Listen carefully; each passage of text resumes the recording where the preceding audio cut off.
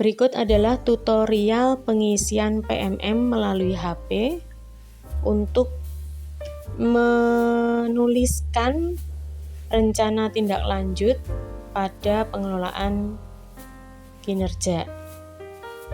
Kita buka aplikasi PMM, kemudian di situ akan tampak seperti ini.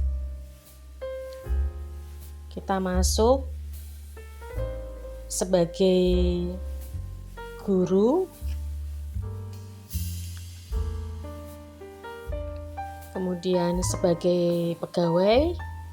Di praktek kinerja di situ terlihat masih 50%.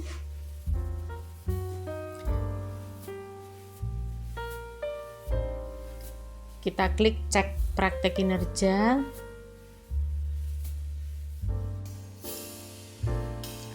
Ada bagian 1, kemudian yang masih kegembok ini ada lanjutkan. Nah, nanti kita klik di situ ya. Ada bagian 2 juga, tapi kita urutkan dari bagian 1 dulu. Nah, kalau ini observasi praktek kinerja, klik saja, nggak apa-apa, saya mengerti.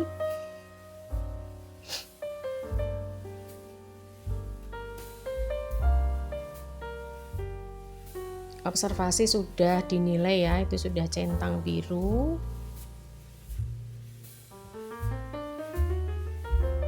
Di sebelah kanannya pelaksanaan observasi oleh atasan. Kita bisa cek lagi kalau ingin melihat. Di sini sudah ada upaya mempelajari dari guru. Kemudian ada penilaian atasan di bawahnya ya. Nah, kita kembali lagi. Nah, sekarang yang bagian lanjutkan, isi dokumen. Nah, itu kita klik. Nah, dilakukan dan efektif dari target perilaku kita sebelumnya, pengisian sebelumnya.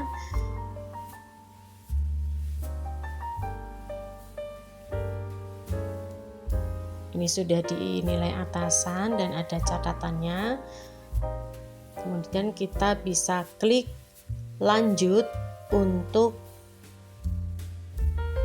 pengisian dokumen tingkat lanjut.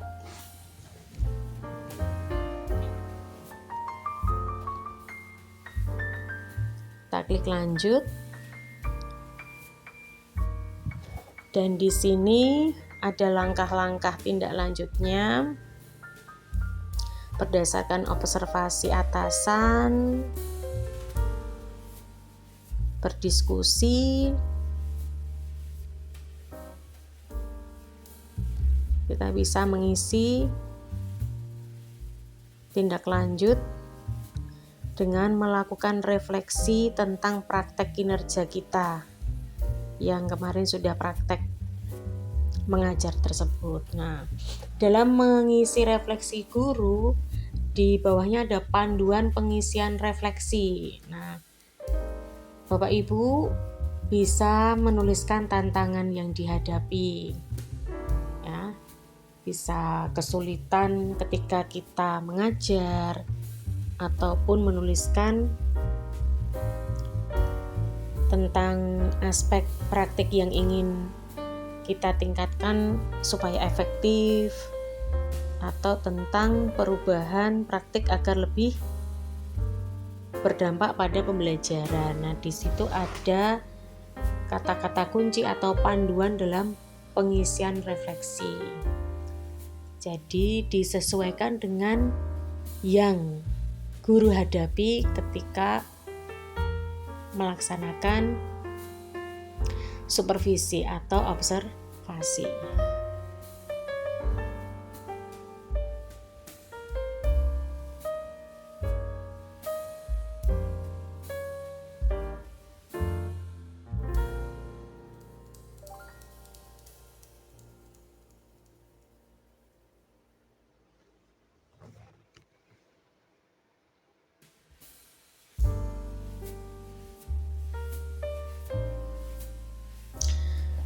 Di sini saya menuliskan tentang kesulitan yang saya hadapi dalam praktik kinerja ini adalah murid yang memiliki karakter pendiam atau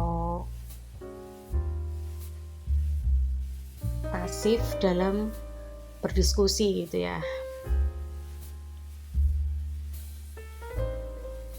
Apa ya namanya, murid-murid yang tertutup gitu ya karakternya, itu selama diskusi itu mereka kurang aktif atau cenderung pasif gitu loh. Itu menjadi kesulitan saya dan saya merasa tertantang untuk membuat diskusi di dalam kelas atau kelompok itu menjadi hidup atau dengan pertanyaan-pertanyaan pemantik, ataupun anak-anak bisa mencoba supaya timbul pemikiran kritis. Nah, itu tantangan yang saya hadapi selama proses pembelajaran.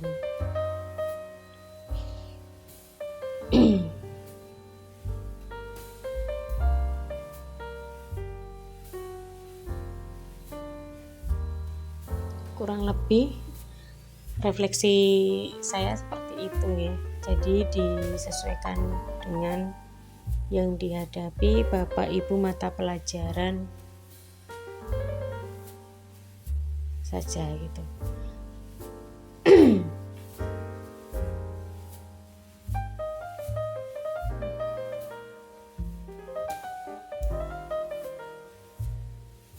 Jadi Bapak Ibu, kita bisa mengisi PMM ini tidak harus dengan membuka laptop ya.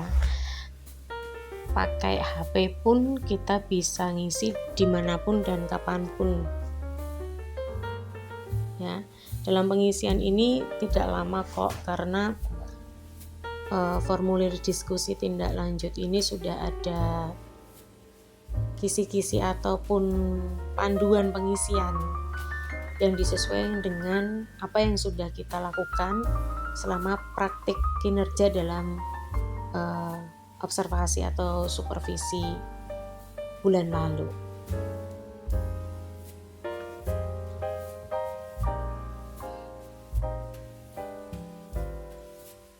Nah, panduan pengisian refleksi ini silakan menjadi acuan Bapak Ibu dalam melakukan refleksi.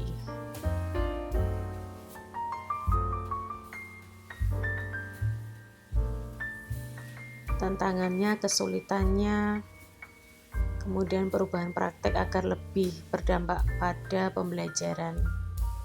Lalu di scroll ke bawah ada pilihan belajar.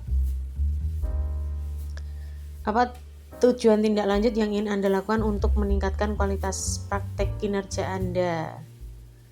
Nah, tujuan tindak lanjut saya yaitu agar bisa memahami cara menghadapi tantangan yang dapat meningkatkan motivasi belajar murid. Itu tujuannya gitu ya, supaya murid itu termotivasi dalam belajar.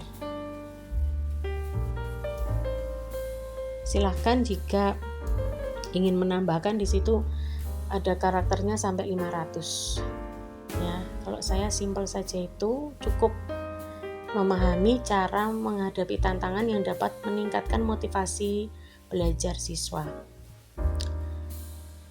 Lalu pengisian berikutnya, apa upaya yang ingin Anda lakukan untuk mencapai tujuan tindak lanjut tersebut? Nah, ini adalah upaya tindak lanjut. Nah, saya ingin belajar dari narasumber, berbagi praktik baik di komunitas belajar, ataupun mengikuti webinar. Kurang lebih seperti itu. Jadi silakan guru, Bapak Ibu bisa menyesuaikan apa sih kira-kira tindak lanjut yang akan upayanya yang akan dilakukan gitu ya. Ini sebagai salah satu gambaran saja. Monggo pengisiannya bebas berdasarkan situasi kondisi yang dihadapi oleh Bapak dan Ibu guru.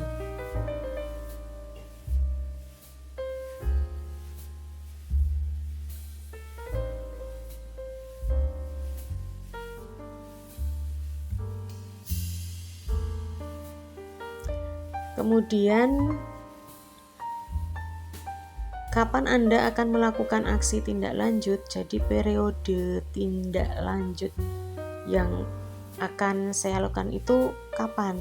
Gitu. Nah, saya menuliskan karena saya mengisi ini di bulan April, sudah akhir juga.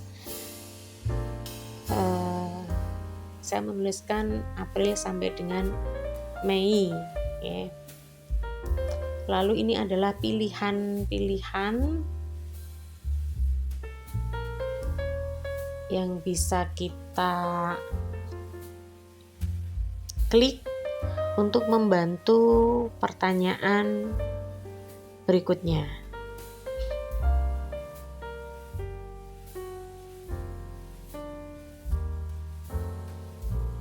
Di situ adalah kebutuhan dukungan. Saya memilih sumber daya untuk melakukan kegiatan belajar.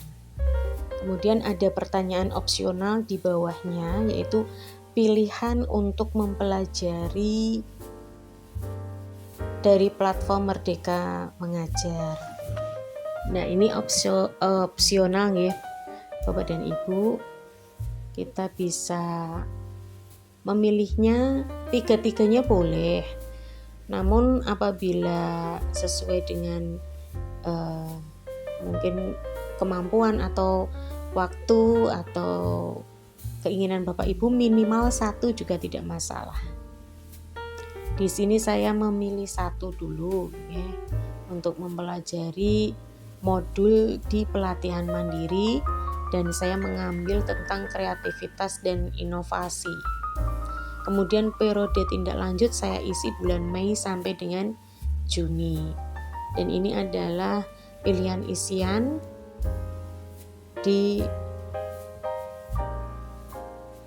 pertanyaan berikutnya. Kebutuhan atau dukungan gitu ya. Nah, sampai di sini kita bisa cek. Kalau belum yakin bisa simpan draft dulu untuk mengubahnya lagi. Namun apabila kita sudah cek dan sudah yakin nih dalam pengisian tindak lanjut, kita bisa klik kumpulkan. Saya mengerti, kumpulkan, dan Bapak Ibu sudah melakukan rencana tindak lanjut di bagian 1 di PMM. Nah, kalau kita cek,